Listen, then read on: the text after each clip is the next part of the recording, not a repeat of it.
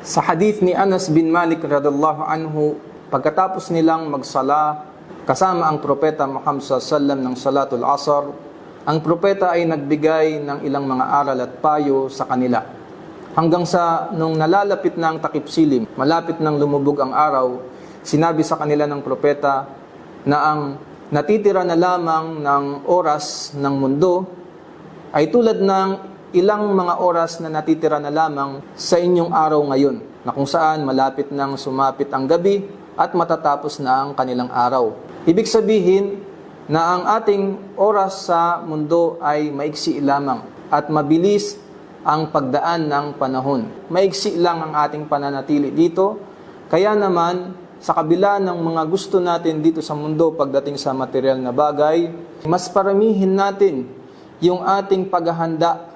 para sa kabilang buhay mula sa mga pagsamba.